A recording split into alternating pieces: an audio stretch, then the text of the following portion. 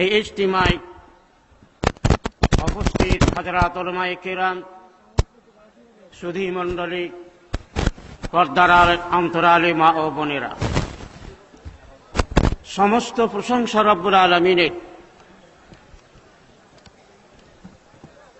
অতঃপর লাখো দুরূদ ও সালাম তার শেষ নবীর উপর। আমি আপনাদের অসংখ্য ধন্যবাদ জানাচ্ছি। রব্বুল আলামিন যে আমাদের পরীক্ষা করছেন, আবহাওয়া পরিবেশ আমাদের অনুকূলে থাকলে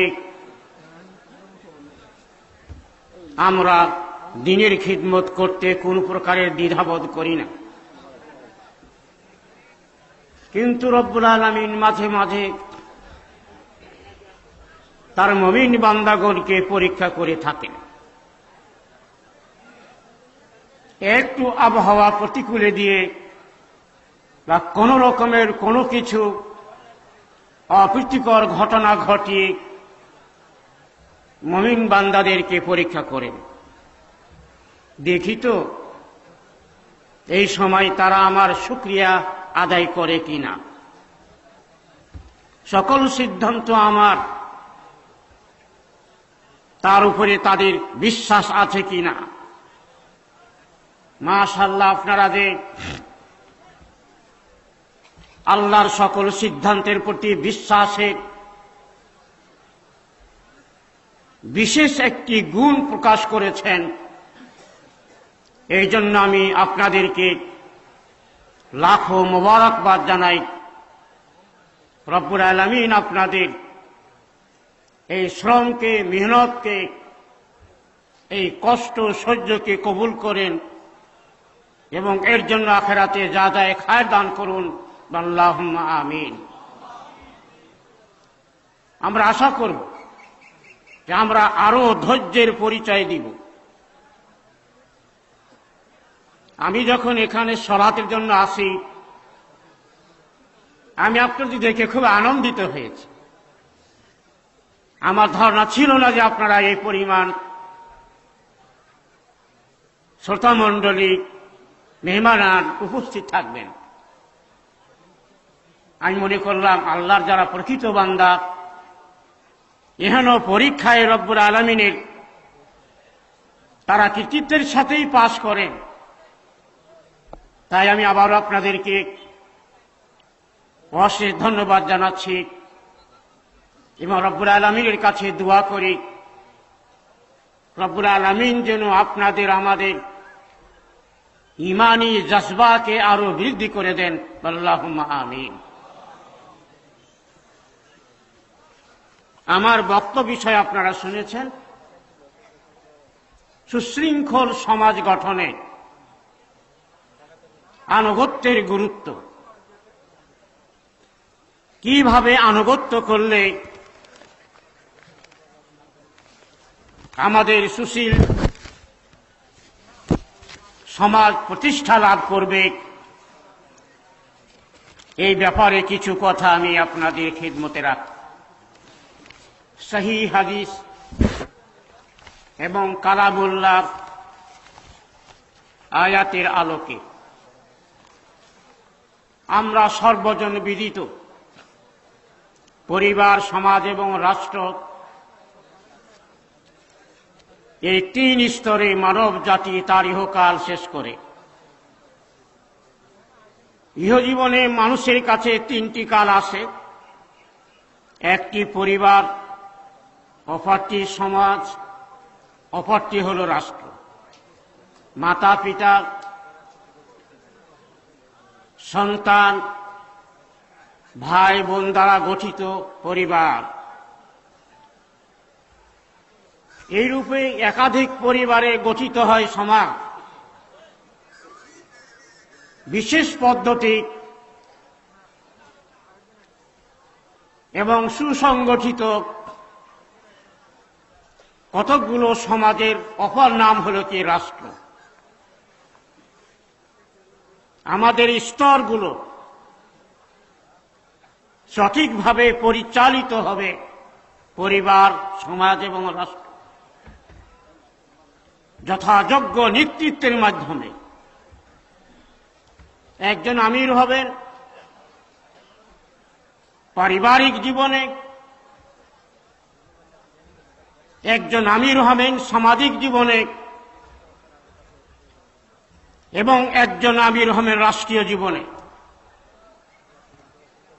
আমিরগণ সঠিক নেতৃত্ব দিবেন, অধীনস্থগণ সঠিকভাবে তাদের কাছে আনুগত্য প্রকাশ করবেন। এটাই তো পারিবারিক জীবন, সামাজিক জীবন, রাষ্ট্রীয় জীবন সুন্দরভাবে সুশৃঙ্খলভাবে পরিচালিত হবে।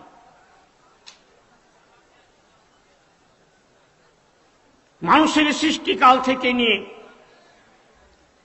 আজ পর্যন্ত এই ধারায় মানব জাতি দুনিয়াতে বসবাস করছে। কিন্তু যখনই মানব জাতি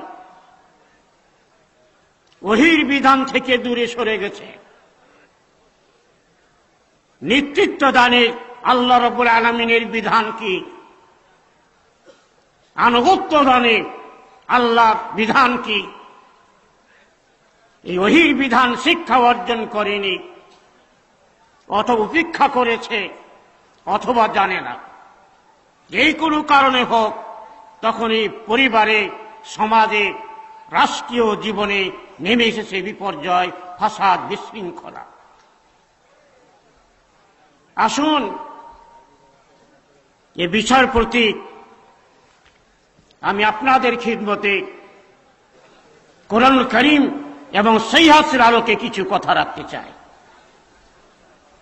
আমা তাওফীকি ইল্লা বিল্লাহি আলাইহি তাওয়াক্কালতু ওয়া ইলাইহি উনীব। আসুন, মানুষ যে দুই ভাগে বিভক্ত, তৃতীয় ভাগ নাই, তৃতীয় শ্রেণী নাই,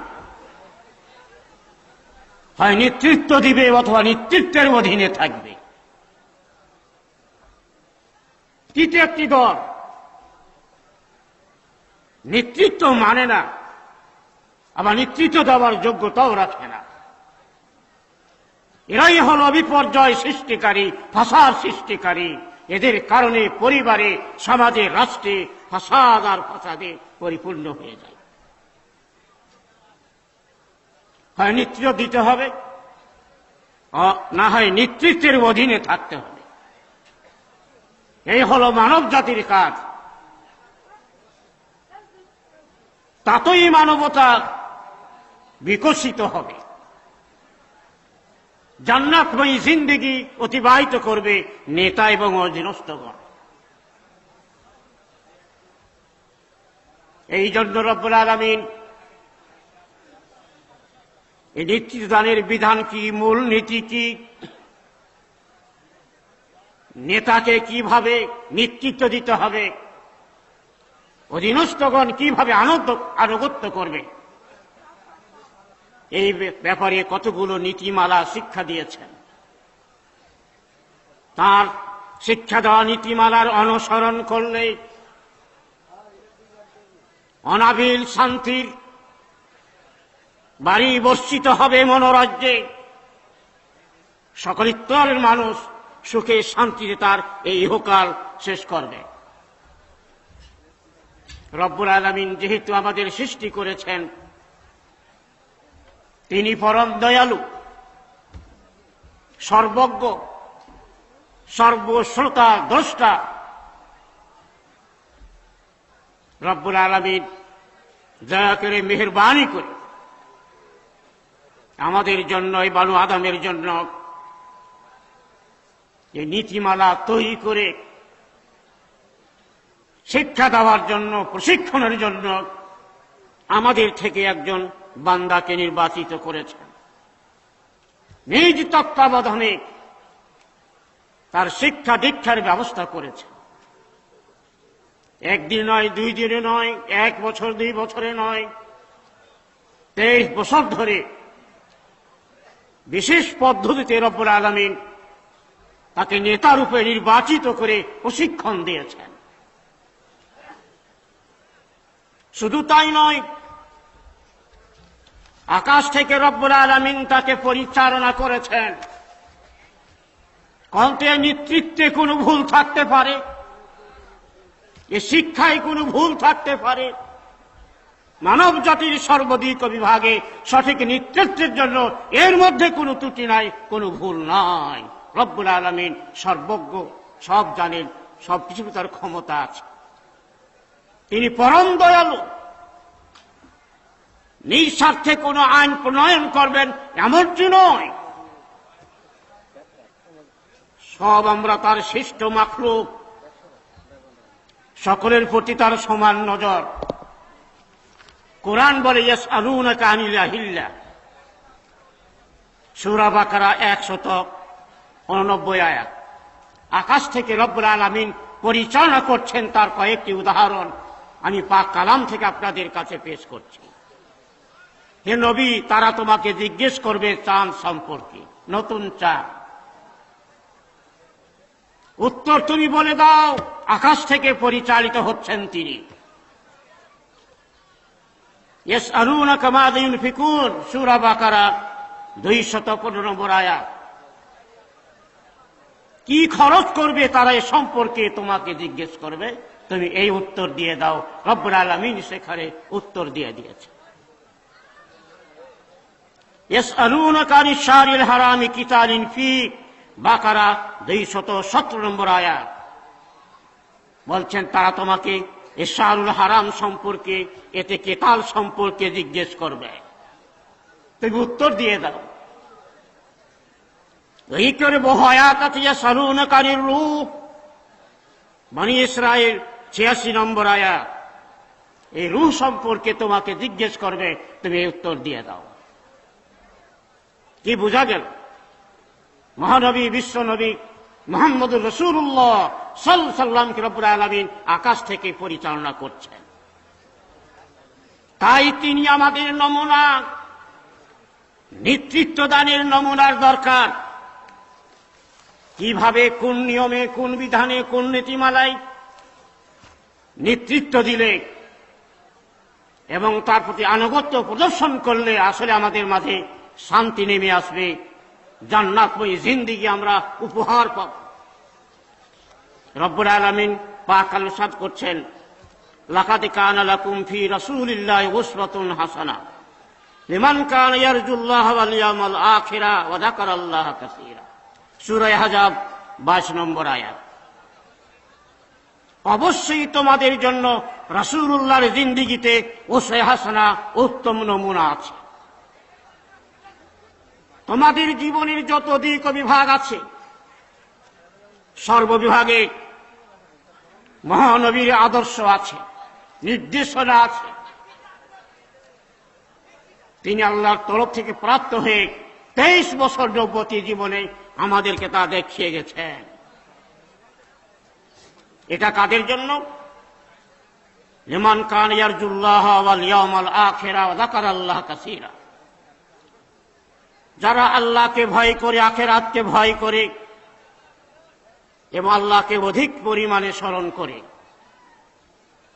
যারা আসলে তাকওয়া পরহেজগারি অবলম্বন করতে ইচ্ছুক, আল্লাহর সাথে সাক্ষাৎকে ভয় করে, পরজীবনে তাকে তার জীবনের খতিয়ান পেশ করতে হবে, এক জাররা পরিমাণে গোপন থাকবে না। রব্বুল আলামিন সবাই তার সামনে উপস্থিত করবেন। আতিউল্লাহ ওয়ার রাসূল লাআল্লাকুম তুরহামুন, আমি তোমাদের কাছে উত্তম নমুনা, উত্তম আদর্শ পাঠালাম সর্বক্ষেত্রে, নেতৃত্বের ক্ষেত্রে, আনুগত্যের ক্ষেত্রে। এই রাসূলের এবং আল্লাহর তোমরা আনুগত্য করো, তাহলেই তোমরা রহম প্রাপ্ত হবে। আজকে শুধু বাংলাদেশ নয়, সারা বিশ্ব অশান্তির আগুনে দাও দাও করে জ্বলছে। কোন কথা ঠিক না বেঠিক? এই পৃথিবী আবার শান্ত হবে, পরিবার, সমাজ, রাষ্ট্র সবাই শান্ত হবে। রব্বুল আলামিনের ঘোষণা, তোমরা আল্লাহ এবং রাসূলের আনুগত্য করো, তার বিধানকে মেনে চলো। তিনি যে নমুনা দিলেন সেই নমুনায় অনুযায়ী তোমরা তোমাদের জীবন তৈরি করলেই তোমরা রহম প্রাপ্ত হবে। অশান্তি দূর করে শান্তি প্রতিষ্ঠার লক্ষ্যে সরকারি পর্যায়ে অনেক প্রচেষ্টা চলছে, কারণ ঠিক না? কিন্তু বাংলাদেশের কোনো উন্নতি হয়নি। দিনের পর দিন অশান্তি আরো ছড়িয়ে পড়েছে, কাজ কিছুই হলো না। আল্লাহর দেওয়া শান্তির বিধান অবলম্বন না করলে শান্তি পাওয়া যাবে নাকি? রব্বুল আলামিন মানুষের অতীত বর্তমান ভবিষ্যৎ সব জানেন। কোন বিধানে তারা শান্তি ভোগ করবে, শান্তিময় জিন্দেগি লাভ করবে, রব্বুল আলামিন ওই জানেন। তাই তো তিনি আমাদেরকে এই জীবন বিধান নাযিল করেছেন, এমন এক ছাত্রের মাধ্যমে যাকে তিনি শিক্ষা দিয়েছেন, যার পিয়ন হলেন জিবরিল আমিন। 1 নয় 2 নয় 23 বছর নবতি জীবনে তিনি তার শিক্ষার ব্যবস্থা করেছেন। এখানে আমাদের ভুল, এখানে আমাদের ভুল। এই জন্য আজকে সবকিছুই আমরা মুসলমান আল্লাহকে বিশ্বাস করছি, রাসূলকে বিশ্বাস করেছি, কিতাবকে বিশ্বাস করেছি। এই সব ইমান আমাদের থাকা সত্ত্বেও অশান্তির মহাসাগরে আমরা হাবুডুবু খাচ্ছি। আসুন, রব্বুল আলামিন কি বললেন? বিশ্ব শান্তি প্রতিষ্ঠায় মহানবীর আদর্শের বিকল্প নয়। শুধু পরিবারে নয়, সমাজে নয়, বাংলাদেশে নয়, সারা বিশ্বে শান্তি প্রতিষ্ঠার লক্ষ্যে মহানবীর বাণী শুনুন, আল্লাহর বাণী শুনুন। আল্লাহ বলছে, ওমা আরসালনাকা ইল্লা রাহমাতাল লিল আলামিন। আমি তোমাকে বিশ্বের রহমত করে পাঠিয়েছি। রহমত, রহমত জানেন? যেখানে কোনো প্রকারের অশান্তি থাকে না, দুশ্চিন্তা থাকে না, সব অশান্তি থেকে মুক্ত এমন একটা সমাজ, এমন একটা রাষ্ট্র উপহার দেওয়ার জন্য রব্বুল আলামিন মহানবীকে প্রেরণ করেছে। এই কথাটা এখানে বলছেন, ওমা আরসালনাকা ইল্লা রাহমাতাল লিল আলামিন, সূরা হজ 107 নম্বর আয়াত। এবারে আনুগত্যের রূপটা কেমন হবে, নমুনাটা কেমন হবে? যেই নমুনা মহানবীর যুগে সাহাবায়ে কেরাম অবলম্বন করেছিলেন, অনুসরণ করেছিলেন, তারা পরবর্তীতে যারা নেতা আসছেন, নেতা, এই নেতাগণ তার অনুকরণ করবেন। তার একটা নমুনা রব্বুল আলামিন পেশ করছেন। আল্লাহ বলছেন, ওমা কানা লিল মুমিনিন ওয়ালা মুমিনাতিন ইযা কাদাল্লাহু ওয়া রাসূলুহু আমরা আন ইয়াকুনা লাহুমুল খিয়ারাতু মিন আমরিহিম। সূরা আহজাব 36 নম্বর আয়াত, সূরা আহজাব 36 নম্বর আয়াত। কোন মুমিন মুমিনার পক্ষে উচিত নয়, নর নারীর পক্ষে উচিত নয়, সম্ভবপর নয়, যখন আল্লাহ তার রাসূল ফয়সালা দিবেন কোন বিষয়ে, আন ইয়াকুনা লাহুমুল খিয়ারাতু মিন আমরিহিম, সেখানে তাদের কোনো অধিকার থাকতে পারে, অধিকার থাকতে পারে। বুঝে দেখি, দেখে শুনে মারা যাবে এমনটি বলার করার সুযোগ তাদের নাই। তাৎক্ষণিকভাবে তার প্রতি আমল করতে হবে। এটাই হলো মুমিন মুমিনার পরিচয়। এই ব্যাপারে বহু কথাই আসছে, শানি নজরুল আসছে, সময় তো আমার সংক্ষেপ, কাজে এত বাড়ানো যাবে না। রব্বুল আলামিন বলছেন, ফালা রাব্বিকা লা ইউমিনুনা হাত্তা ইউহাক্কিমুকা ফীমা শাজারা বাইনাহুম সুম্মা লা ইয়াজিদু ফী আনফুসিহিম হারাজাম মিম্মা কাযাইতা ওয়া ইউসাল্লিমু তাসলিমা। সূরা নিসা 65 নম্বর আয়াত। হে নবী, আমি তোমার রবের কসম খেয়ে কথা বলছি। পরবর্তী কথাটি অত্যন্ত গুরুত্বপূর্ণ। কোন গুরুত্বপূর্ণ কথাকে আমরা কসম খেয়ে বলি, রব্বুল আলামিন কসম খেয়ে বলছেন। বিভিন্ন জায়গায় বৃক্ষের কসম খেয়েছেন, সূর্যের কসম খেয়েছেন, নক্ষত্রের কসম খেয়েছেন। বালাদে আমিনের কসম খেয়েছেন। এই কথাটি এত গুরুত্বপূর্ণ, এখানে তিনি নিজের জাতের কসম খাচ্ছেন। কে কি বলছেন? হে নবী, আমি তোমার রব। তারা কখনো ঈমানের দাবি করতে পারে না, তারা ঈমানদার নয় যতক্ষণ না তারা তোমাকে তাদের গণ্ডগোল মীমাংসার জন্য হাকিম রূপে গ্রহণ না করে নিয়েছে। যাবতীয় ফায়সালা, তোমার ফায়সালার প্রতি তাদের সম্মতি প্রকাশ করাই লাগবে। যে পর্যন্ত না করবে তারা ঈমানের দাবি করতে পারে না।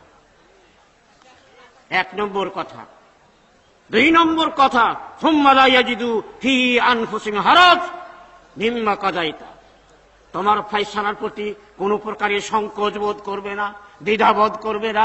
দ্বিধাহীন চিত্তে নির্বিঘ্নে বিনা প্রশ্নে তোমার সিদ্ধান্তকে তারা গ্রহণ করে নিবে। ওই সাল্লিমু তাসলিমা। তবেই না তারা মুমিন, তবেই না তারা ঈমানদার। এই রূপটা যাদের মধ্যে নাই, আমি তোমার রব কসম খেয়ে বললাম, তারা ঈমানের দাবি করতে পারে না। এই নেতৃত্বের একটা নমুনা আমাদের কাছে পেশ করা হল। আনুগত্য এইভাবে হতে হবে, নেতৃত্ব হবে আল্লাহর বিধানে। যিনি নেতৃত্ব দিবেন তিনি হবেন পণ্ডিত, সুপণ্ডিত, কোরআন এবং হাদিসে। নেতৃত্ব দানের অভিজ্ঞ ব্যক্তি হবেন, সর্বজনমান্য হবেন। এই রূপে যারা আনুগত্য প্রদর্শন করবেন তারাও হবেন আমানতদার। কিছুই জানেন আল্লাহর বিধান সম্পর্কে, একেবারে অজ্ঞ। কোরআন পড়েনি, আয়াত পড়তে জানে না, হাদিস পড়তে জানে না, এই মর্মে আল্লাহর বিধান কি তাও জানে না। জবরদস্তি নেতৃত্ব দখল করে নেতৃত্ব দিচ্ছে এই সমাজে, এই রাষ্ট্রে, যা আমরা বর্তমানে অবলোকন করছি।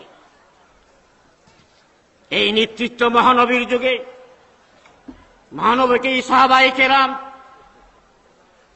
নেতা হিসেবে গ্রহণ করে তার আনুগত্য করেছেন। কিবলার ঘটনা আমাদের কাছে আছে। আল্লাহ নবী মদিনায় হিজরত করে 16 অথবা 17 বছর ধরে বাইতুল মুকাদ্দাসের দিকে মুখ করে সালাত আদায় করতেন। এই কথাটি প্রথম বুখারী শরীফের প্রথম খণ্ডে আছে, দ্বিতীয় খণ্ডেও আছে। কিন্তু তার আশা ছিল, আকাঙ্ক্ষা ছিল, রব্বুল আলামিন কখন আমাকে আমার মুখ কাবা শরীফের দিকে ফিরাবার জন্য নির্দেশ দিলেন। রব্বুল আলামিন নির্দেশ দিলেন, কাবা শরীফের দিকে মুখ করে সালাত আদায় করলেন। তার সাথে সালাত আদায় করা এক ব্যক্তি বেরিয়ে দেখছেন এক জায়গায় গিয়ে মানুষ ওই বাইতুল মুকাদ্দাসের দিকেই সালাত আদায় করছেন। তিনি হাদিস শুনিয়ে দিলেন। হাদিস শোনার সাথে সাথে তারা ফিরে গেলেন কাবা শরীফের দিকে। ওহম রুকুউন, হাদিসে আছে তার রুকু অবস্থায় ছিলেন। একটু চিন্তা করে দেখেননি, পরে দেখা যাবে যে সালাতে আছি, এটা পড়ে নি না, এতটুকুন দেরি করা যাবে না। হাদিস যখনই শোনা গেল, নবীর বাণী যখন কানে আসলো, তাৎক্ষণিকভাবে তার প্রতি আনুগত্য প্রদর্শন করে তা আমল করে দেখিয়ে দিতে হবে। এটাই হলো মুমিন, মুমিনার পরিচয়। তাদের এই প্রবণতাকে সমর্পণ করতে হবে নবীর আদর্শের কাছে। আল্লাহ রাব্বুল আলামিন নবীর বাণী শুনুন, وقال سلما لا يلحدكم حتى يكون هواه تبعا لما جئت به رواه في صحيح السنة। হাদিস সহিহ, হাদিস নম্বর হলো 168। তোমাদের কেউ ঈমানের দাবি করতে পারেন ঈমানদার নয় যতক্ষণ তার হাওয়া, তার প্রবণতা, তার সিদ্ধান্ত অনুসারী না হয় সেই বিধানের, যা নিয়ে আমি আগমন করছি, যা নিয়ে আমি এসেছি। মানুষের এটা হেড অফিস, এখানে সবকিছু সিদ্ধান্ত গৃহীত হয়, তারপরে মুখ দিয়ে অঙ্গ প্রত্যঙ্গ দিয়ে তা রূপায়িত হয়। এই সিদ্ধান্ত গ্রহণের সময় তাকে চিন্তা করে সিদ্ধান্ত গ্রহণ করতে হবে, তা যেন আল্লাহ নবীর আনিত বিধানের খেলাফ না হয়। এখানে রব্বুল আলামিন তাকে ঘিরে দিলেন। যাবে কোথায়? রব্বুল আলামিন বলছেন, ইয়া আইয়ুহাল্লাযীনা আমানু আতিউল্লাহ ওয়া আতিউর রাসূল ওয়া উলিল আমরি মিনকুম। এবারে আসলে আমাদের সমাজ, এবারে আসলে আমাদের রাষ্ট্র, কিছু বলছেন নাকি?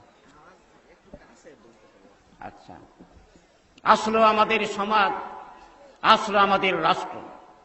রব্বুল আলামিন বলছেন, তোমরা আল্লাহর আনুগত্য করো, রাসূলের আনুগত্য করো, এবং যারা তোমাদের মধ্যে উলুল আমর,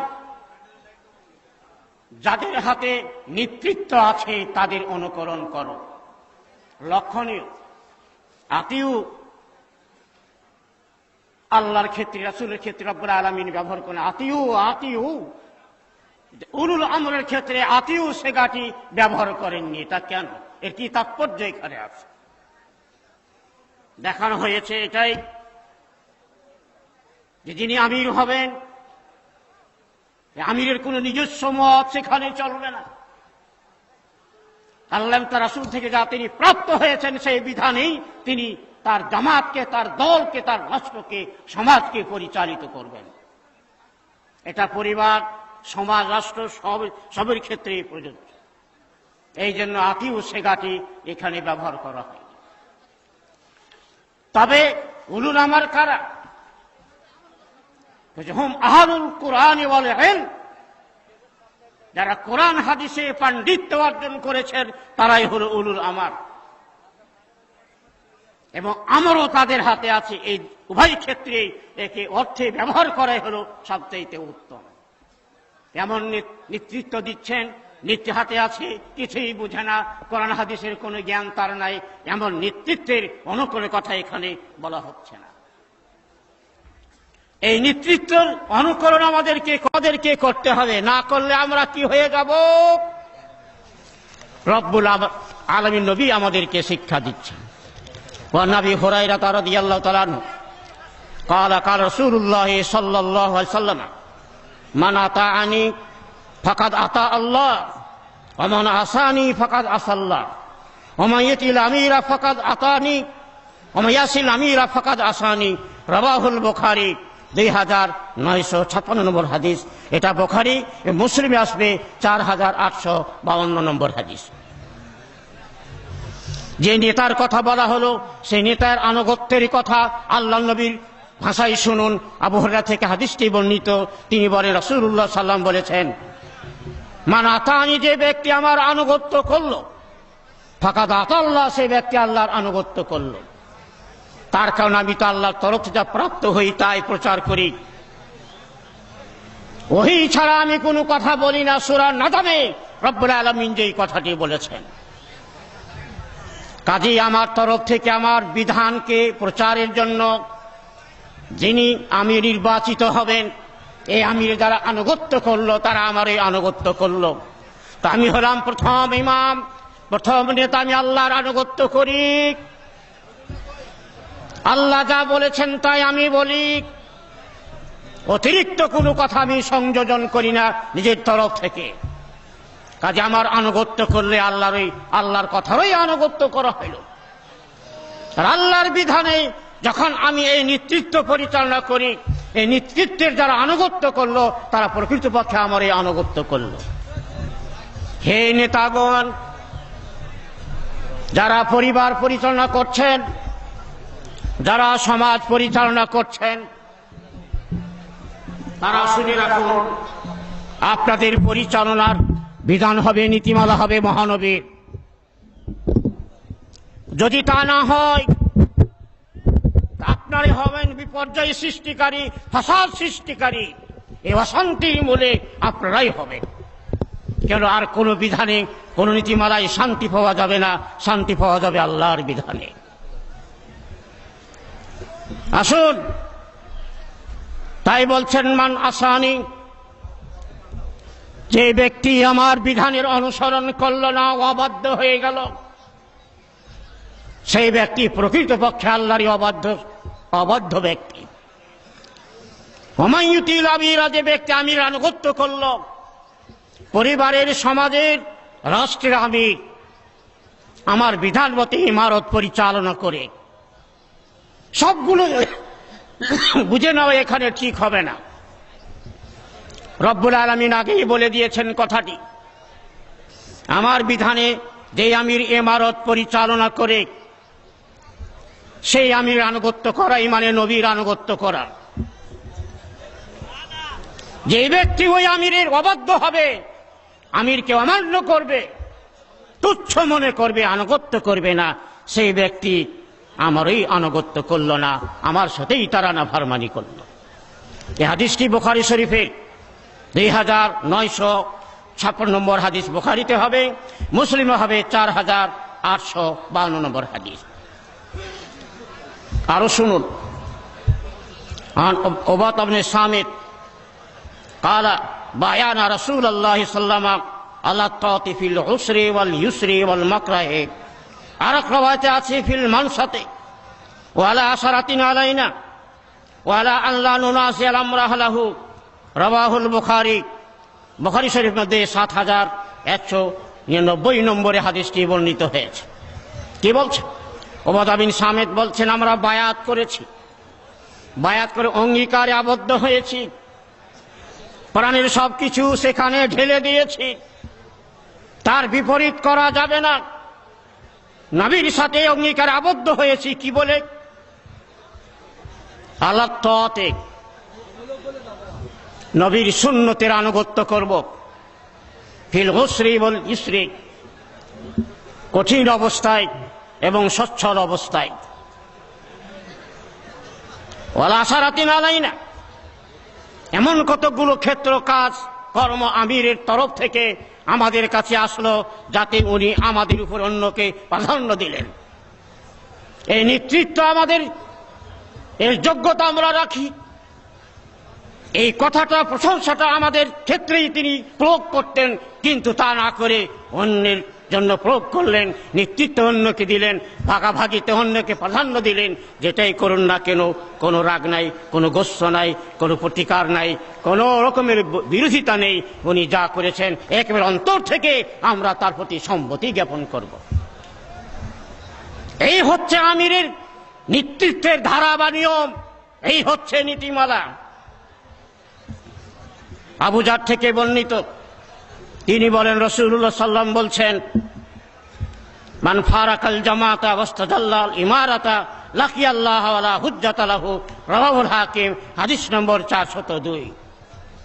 যে ব্যক্তি জামাত পরিত্যাগ করল, এই জামাত মানে এই আলিফ লাম হলো আহাদে খারিজি, উদ্দেশ্য হলো আল্লাহর নবীর তরিকায় সুন্নাত মতো তার বিধানে তৈরি জামাতকেই বলা হয় জামাত, হকপন্থী জামাত। যদিও সংখ্যায় নগণ্য হয়, একজনও হয়, তাকেও জামাত বলা যাবে। এইরূপ জামাত যারা পরিত্যাগ করল এবং ইমারতকে তাচ্ছিল্য করল, অপমানিত করল, হেকারতের নজরে দেখল, আল্লাহ বলছে লাকি আল্লাহ, সে আল্লাহর সাথে এই মত অবস্থায় সাক্ষাৎ করবে যে জান্নাতে যাওয়ার জন্য তার কাছে কোনো দলিল থাকবে না। কত বড় কথা হয়ে গেল এখানে। হাকিমে হাদিসটিকে রওয়ায়াত করেছে।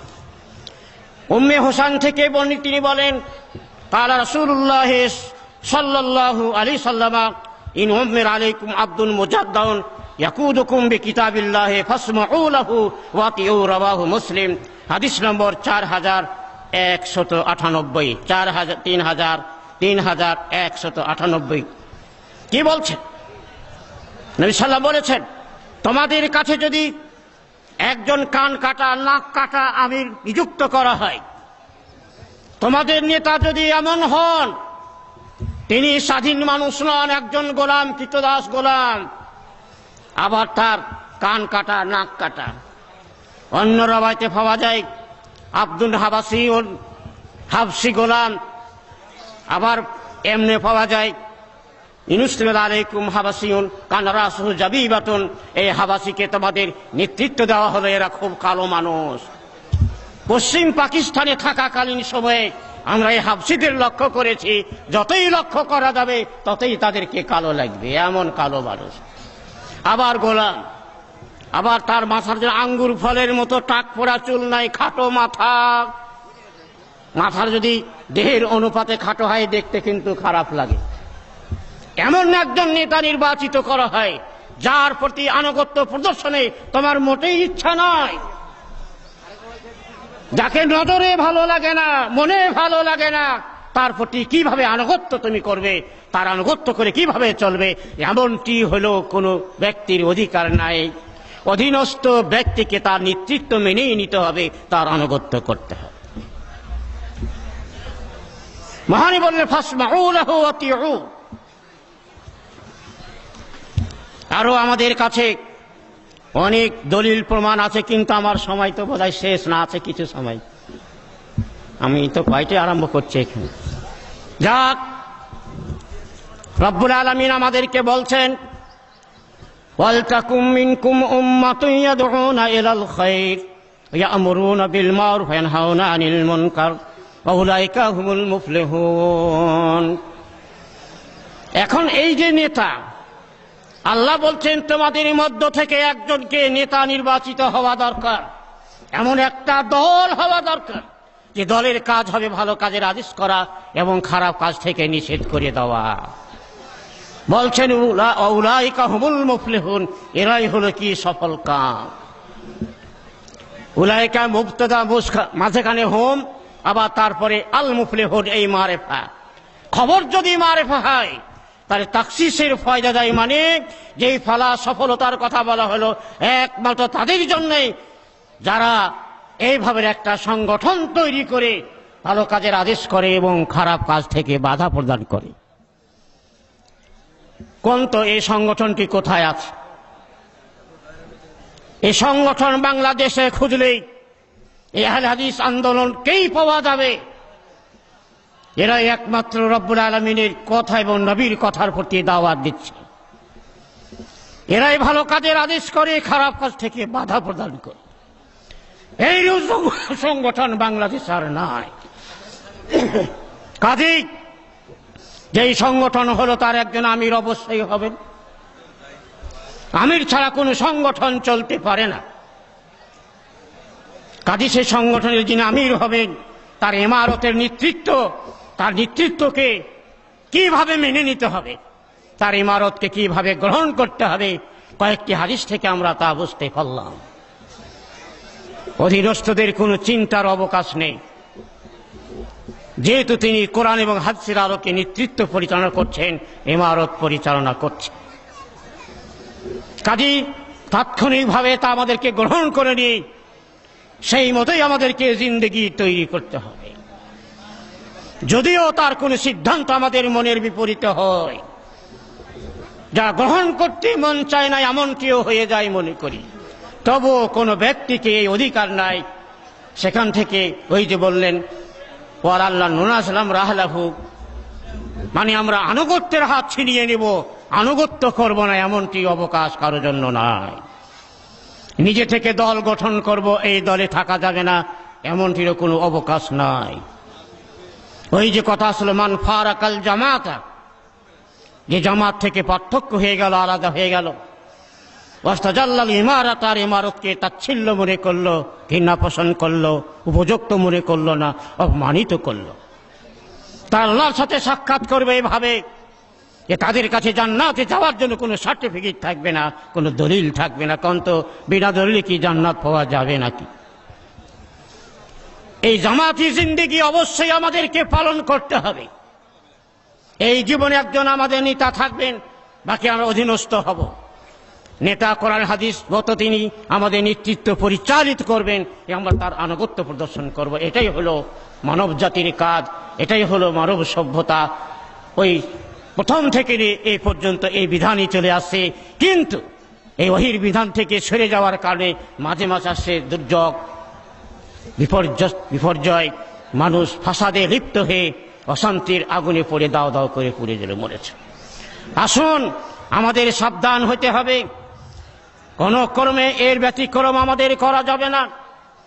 কেউ যদি এর ব্যতিক্রম করি তার পরিণতিও যেভাবে হাদিসে বর্ণিত হয়েছে, কোরআনে বর্ণিত হয়েছে, সেই দিকটাই আমাদের চিন্তা ভাবনা করে দেখতে হবে। রব্বুল আলামিন একটু বুঝাবার জন্য আমি ওহুদ যুদ্ধে আপনাদেরকে নিয়ে যেতে চাই। ওহুদ মাঠে, ওহুদের মাঠ আমাদের মনে আছে। প্রথমবারে মহানবী সাহাবায়ে কেরাম রেখে সবকে নিয়ে যুদ্ধে করলেন, নেতৃত্ব ঠিকই থাকলো, যুদ্ধে তারা বিজয় লাভ করলেন। আব্দুল্লাহ বিন জুবাইরকে সুড়ঙ্গ পথে নিযুক্ত করলেন, 30-50 জন তীরন্দাজ, তীর নিক্ষেপে তারা পারদর্শী। বললেন আমাদের যুদ্ধের অবস্থা যাই ঘটুক, আমরা জয়লাভ করি পরাজিত হই, তোমরা এই পথ ছেড়ে কোথাও যাবে না। যুদ্ধে মুসলমানদের জয়, গনিমতের মাল সংগ্রহে সব ব্যস্ত। ওই গিরিপথে যারা নিযুক্ত ছিলেন তাদের মধ্যে শুরু হলো ইখতিলাফ, মতানৈক্য। সূরা আলে ইমরানে রব্বুল আলামিন এই কথাটি বলেছেন। কেউ বলছেন এখন এখানে থাকার আমাদের কোনো প্রয়োজন নাই, যেহেতু যুদ্ধ আর কোনো কাজ নেই, যুদ্ধ আমাদের শেষ হয়ে গেছে, আমরা কেন এখানে থাকবো, যাই মাঠে যাই। তাদের দলপতি বললেন না, যাওয়া যাবে না, যেহেতু মহানবী বলেছেন যুদ্ধের অবস্থা যাই ঘটুক তোমরা এই পথ পরিত্যাগ করবে না। দ্বিতীয় অর্ডার না আসা পর্যন্ত তোমরা তোমাদের কেন্দ্রে সব সময় উপস্থিত থাকবে, কেন্দ্র পরিত্যাগ করবে না। কিন্তু তাদের মধ্যে এই মতানৈক্য সৃষ্টি হল, চলে গেলেন। কিছু সংখ্যক লোক থাকলো সেখানে, আব্দুল্লাহ বিন জুবাইর সহ কয়েকজন লোক থাকলেন, সব চলে গেলেন। খালিদ বিন ওয়ালিদ কিন্তু তখন মুসলমান হন নাই। তিনি এক মহা সুযোগ দেখলেন, সেখান দিয়ে তিনি আক্রমণ করলেন। মুসলমান বিক্ষিপ্তভাবে এদিক সেদিকে হয়েছিলেন, যুদ্ধের অবস্থা অন্যরকম হয়ে গেল।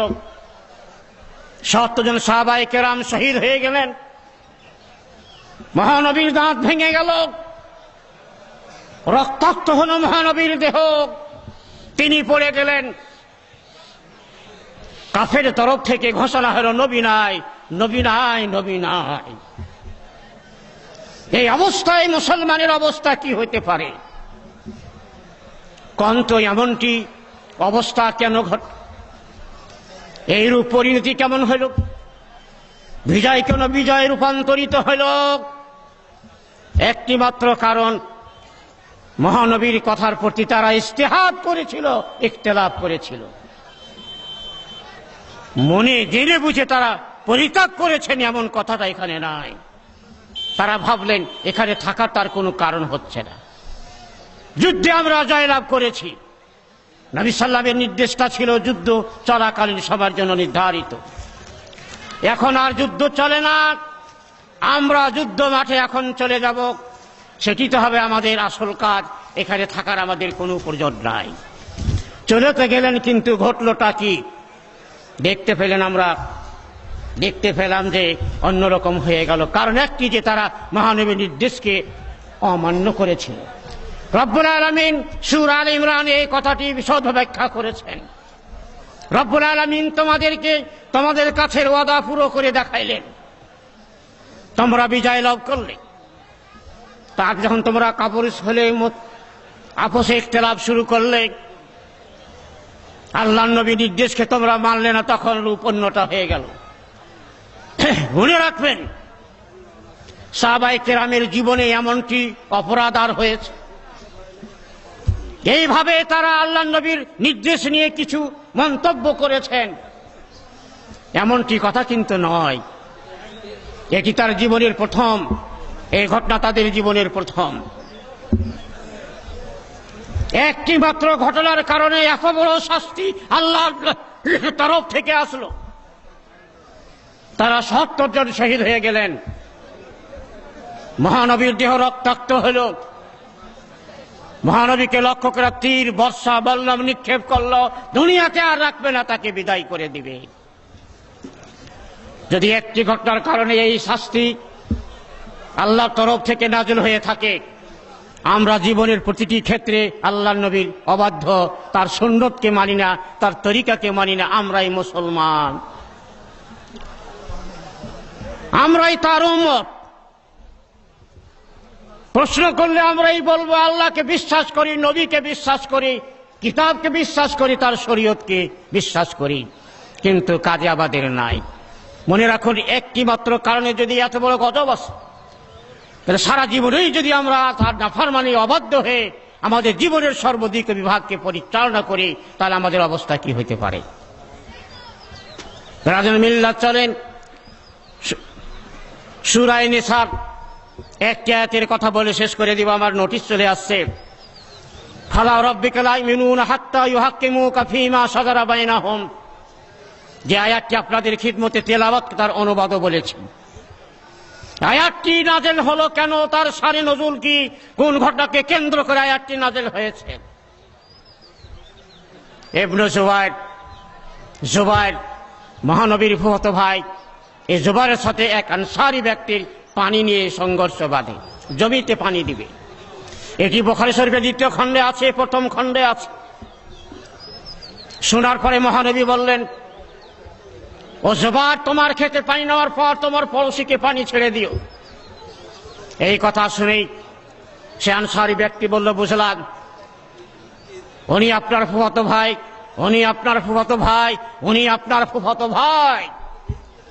অর্থাৎ ভাইয়ের পক্ষে আপনি রায় দিলেন, পক্ষপাতিত্ব করলেন, ইনসাফ করলেন না, এই ভাবটা কিন্তু তার কথার মধ্যে প্রকাশ পেল।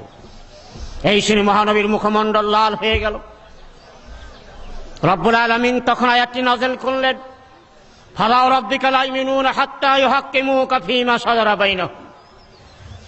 হে নবী, আমি তোমার রব, আমার কসম খেয়ে বলছি, তারা ঈমানের দাবি করতে পারে না যতক্ষণ না তারা তোমাকে তাদের গণ্ডগোল মীমাংসার জন্য হাকিম রূপে, ফয়সাল রূপে, বিচারক রূপে গ্রহণ করতে না পেরেছে।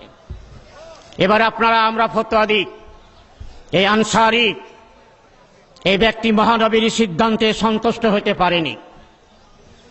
সে কি ঈমানদারের দল থেকে বেরিয়ে গেল না? রব্বুল আলামিন কসম খেয়ে তাকে ঈমানদারের দল থেকে বহিষ্কার করলেন। তাহলে আমাদের যে আচরণ চলছে সুন্নতকে নিয়ে, মহানবীর আদর্শকে নিয়ে, এটা আমাদের কি হতে পারে?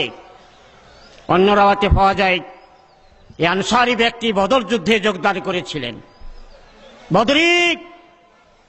এই বদরির প্রতি রব্বুল আলামিন লক্ষ্য করে বলেছেন, ও বদরিগণ, যারা এই বদর যুদ্ধে যোগদান করেছ, তোমাদের জীবনের গুনাহ আমি ক্ষমা করে দিলাম, জান্নাত নিশ্চিত করে দিলাম। এত বড় শুভ সংবাদ প্রাপ্ত ব্যক্তিও ঈমানদারের দল থেকে বেরিয়েছিলেন। তাহলে আসুন, ওর থেকে তৈরি হয়েছে আমাদের নেতৃত্ব, আমাদের